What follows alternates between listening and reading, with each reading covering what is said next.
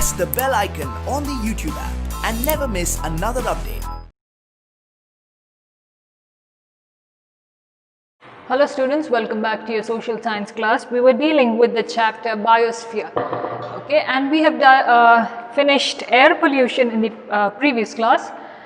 In today's class, we will deal with what is water pollution and soil pollution along with that.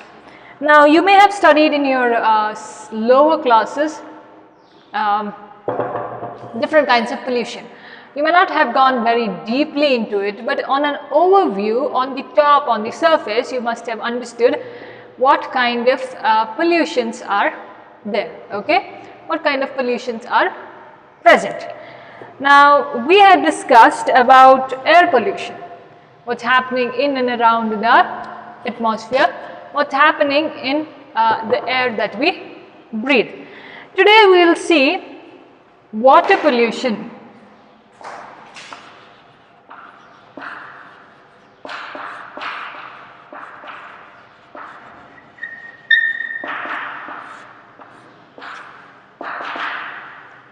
Water pollution. Our water bodies are getting polluted. You may have heard that Ganga is getting polluted.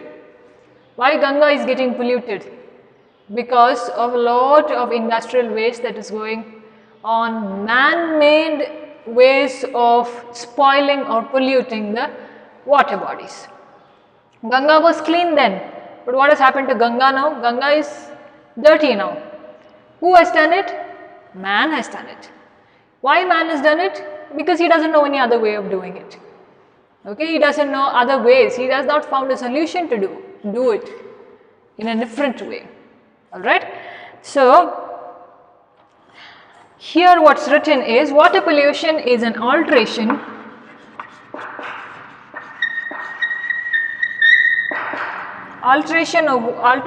in what? In physical,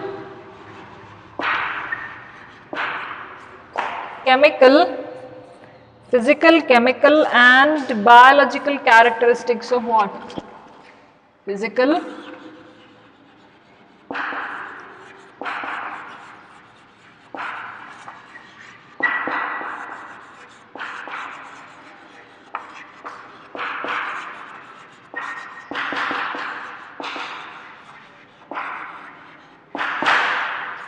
so what is pollution here? What's water pollution? You're altering something, you're making some change in what?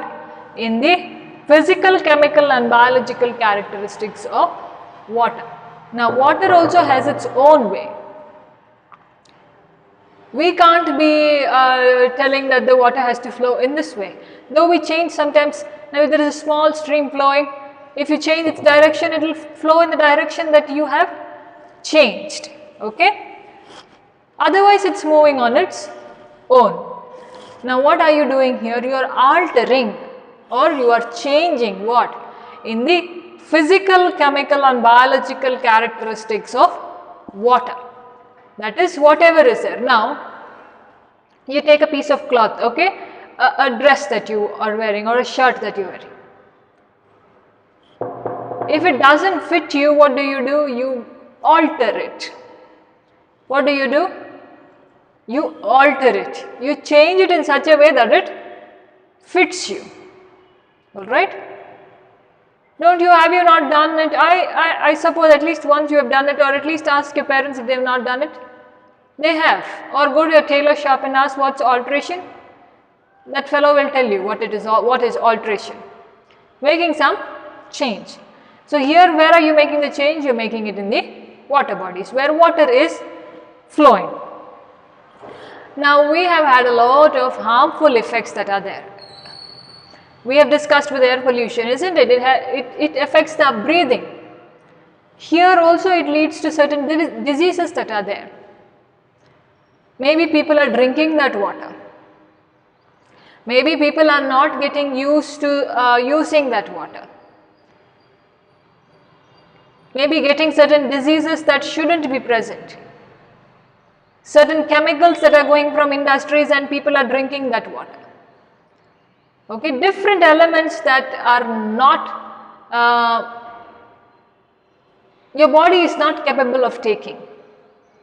Okay, your body is not capable of taking. Certain elements get into your body and then you fall sick, you fall ill.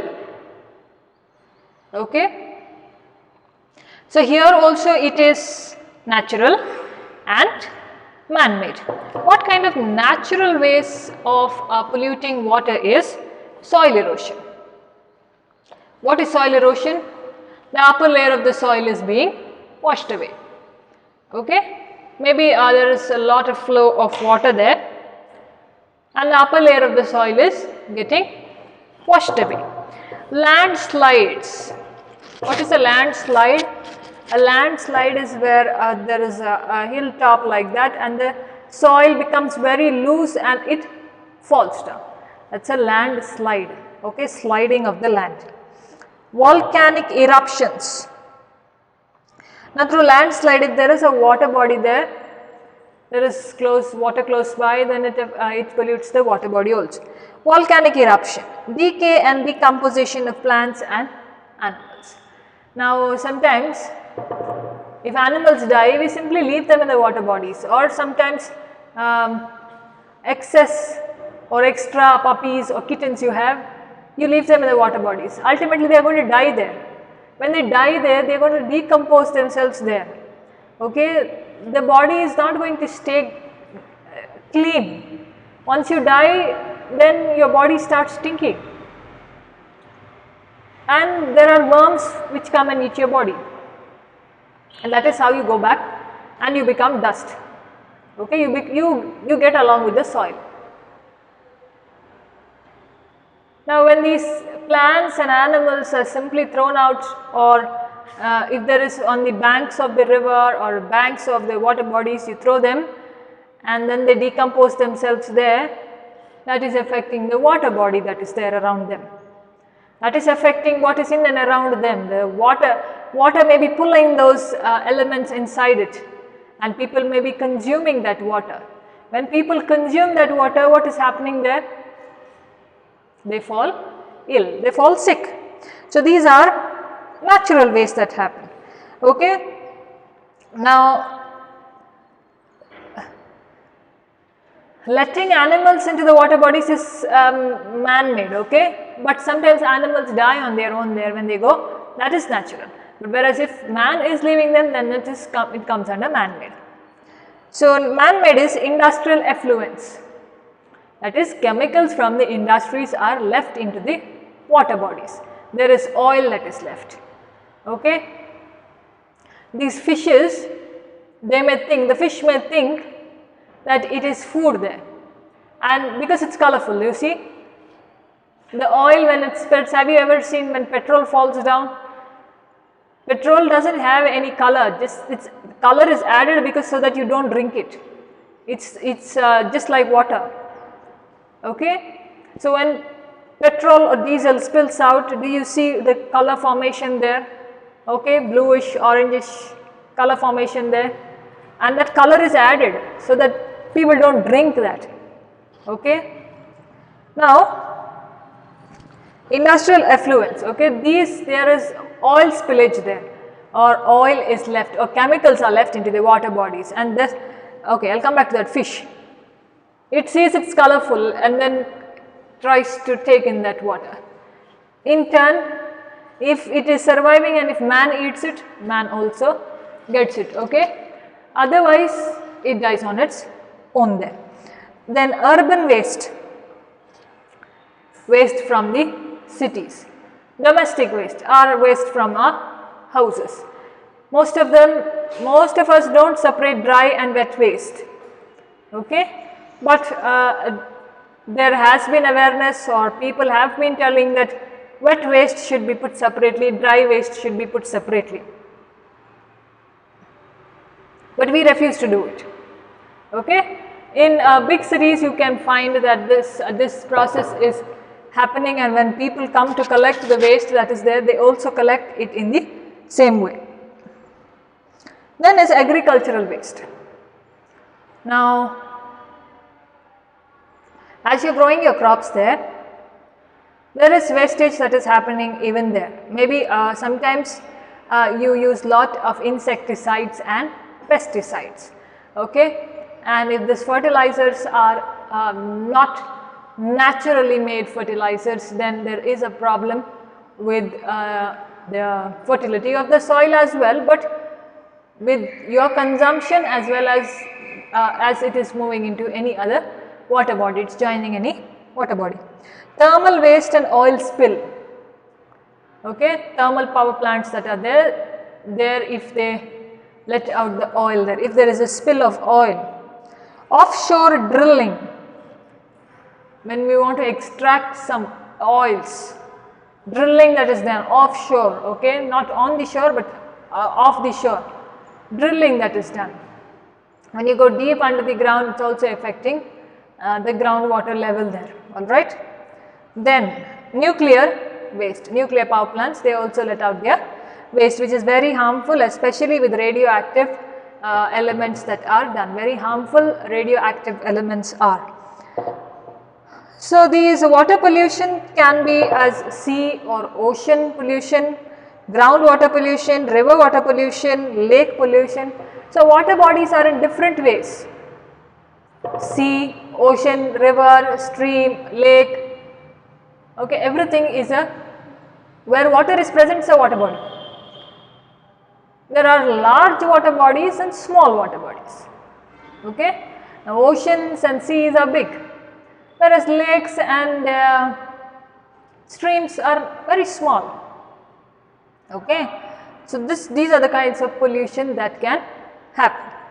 Then what is the effect of water pollution? How do we get affected on our health or anything else? We get waterborne diseases, diseases that happen through water, okay, like cholera, typhoid, diarrhea and jaundice, okay, cholera, typhoid, diarrhea and jaundice.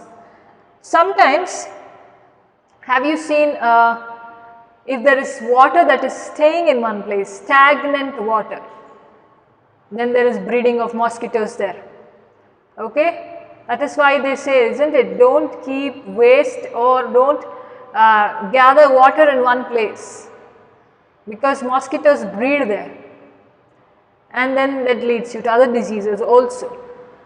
So here what kind of waterborne diseases are there? Cholera, typhoid, diarrhea and jaundice. Now it can also be very serious on your health if it is not very strong, okay, serious on your health. Now on the other hand, not only considering with people but also considering life in water, the aquatic animals that are there, their life is also at stake, their life is also in danger, okay. Then it affects the irrigation, water and agricultural crops. Now what is irrigation? Artificial means of using water for agriculture, isn't it? Now it affects your irrigation water and then also it's your agricultural crops, because that is the water that is left to the crops. So these are the effects of water pollution.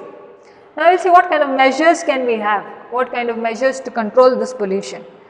That is, industries should not let the water into the water bodies, okay.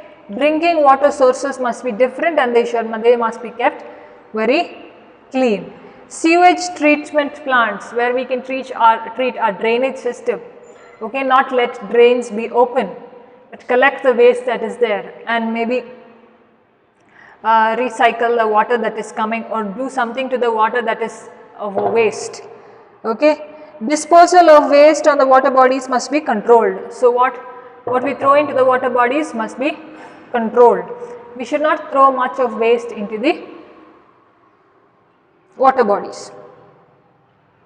Next we will move into soil pollution.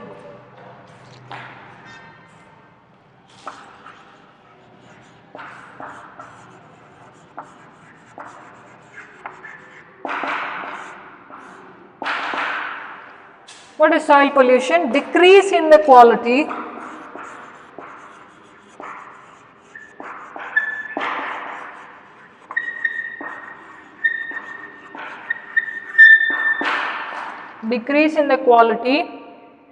of the soils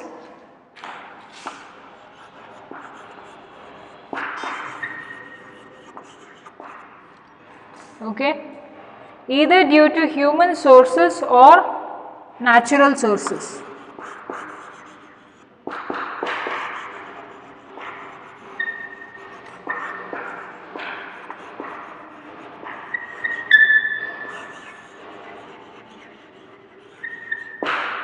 Okay, so what is soil pollution? Soil pollution is decrease in the quality. The quality of the soil is getting low. Okay, decrease of the soils through what sources? Maybe it may be man-made or it can happen naturally. Now, when soil is getting polluted, okay, or if the soil becomes loose, especially when we do deforestation and there is no lot of afforestation that is happening. That time the soil becomes loose because the soil is not held firm. Alright. Now,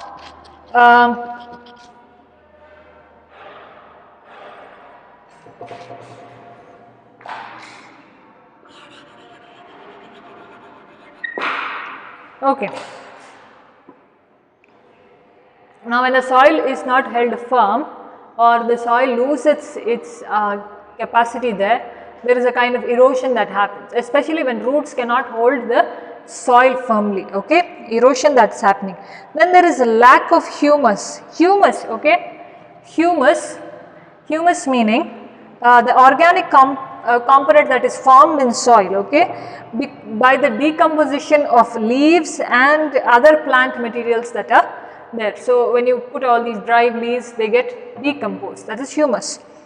So, they are microorganisms in the soil also get reduced because there is pollution in the soil. The nutrients in the plants also get reduced because there is no nutrient in the soil itself. Now, what are the sources of soil pollution is industrial waste. Now, they dump there. Now, if you have seen, the garbage that is taken from the house is being dumped in a land. In turn, what is it polluting? All your plastics and other things are put there. In turn, what is it polluting? It is polluting the land there, it is polluting the soil. Okay. So, that is one. Then mining waste is also put, where they mine and mining resources are done, the waste that is there, that is also being dumped. Then our urban and domestic waste, the waste that we use in the house and waste that comes from the larger cities. Then agricultural and nuclear waste. Now, see, this and water pollution, there is a little difference, connection to it, especially with the sources. Now, what are the effects of these pollution is the fertility of the soil decreases. When the fertility of the soil decreases, the crops that you grow will also have no value in it or will have no healthy component in it. You cannot be eating something that is not healthy. If there is no minerals that is there, your crops won't get that certain minerals that are there, and those minerals will not be consumed by you if it is not there. So, what some soils are very rich in those minerals, and that food also is tastier, whereas in our side it is not like that. Our soil does not have that much of fertility as it is there in North India. Southern India does not have that much of it. So, our food tastes different from theirs, okay, because of the minerals in the soil there. Now, one more effect of the soil pollution is when we are converting our land into wasteland, that is dumping our garbage there. When we dump our garbage there and all the plastic is being pulled out by the soil, then the soil starts to spoil itself. The soil starts to deteriorate, okay. Then whatever organisms are there in the soil which help in keeping the fertility of the soil are also vanished away, are also dead there, because that much of capacity is not there with those organisms to fight whatever pollution is happening. Now, how can we control soil pollution that is there? Now, when we are using pesticides, when we are using insecticides or any fertilizers, okay, can be organic fertilizers or chemical fertilizers. Now, most of them prefer it to be chemical fertilizers. Why? Because it is easy and it keeps your crops away from everything that you want to keep it away from. Now, here when we are using these fertilizers, when we are using these pesticides, when we are using these insecticides, we should use it in such a way that it will not affect the soil much. Now, we can see there are natural ways of making compost, isn't it? You can make your compost and add it as a fertilizer to the soil, fertilizer to your crops, and that in return also will help your soil make better crops for you. But we are taking on to the easy way of giving it chemical fertilizers. We are taking the easy way of having pesticides and insecticides which are harmful to the soil. Then we should have a different or a good method to dump the waste. Now, when we are doing something, it is obvious that there is going to be waste. Now, if you are preparing any food at home, now if you are peeling the potatoes or if you are peeling carrot, the skin of that is the waste product that is there. Now, all this wet waste can be put together and made into compost. If we have effective ways of doing like that, and if you are throwing paper, we are trying to recycle it. So, wherever the urban waste is going, wherever the domestic waste is going, we should know how to solve that problem and make less pollution. Okay. Then we should, in case we still don't have anything to do with it, we should find places where we can dispose it properly, places where we can dump them properly, so that it doesn't affect people living around there, or it doesn't affect many others who are in and around. Then we must make proper use of the land, not leave the land just as it is, but make proper use of the land, and we should know how to manage our crops. If we continuously grow the same crop for so many years, the fertility of the soil is lost. And the fertility of the soil is lost very easily because of the fertilizers, chemical fertilizers that we use, chemicals that we use on our crops. And that is why we don't yield good crops, because of the reason that we are using a lot of chemicals. And what are we eating in return? We are eating chemicals itself. Nothing organic, we are not eating anything organic, but we are eating chemicals itself. So, we must know how to manage our land, we must know how to manage our crops. Then, we should have good awareness program on how we have to make use of the soil, how we need to manage the soil properly, how we need to maintain the soil. What are the, now we can check how good is the soil. Different crops grow in different kinds of soil. We must know which crop grows where. Okay. So, these are the ways of controlling soil pollution. So, today we discussed about water pollution and soil pollution. Now, certain things are very similar into the water pollution and soil pollution. There it is the water body, here it is the land, whereas air pollution was something that was covering around in the atmosphere. In the next class, we will see what is noise pollution, and then we will move on to other aspects such as global warming, greenhouse gas, ozone depletion, acid rain and biodiversity. Okay, so all this we will study in the coming class. Thank you students for listening.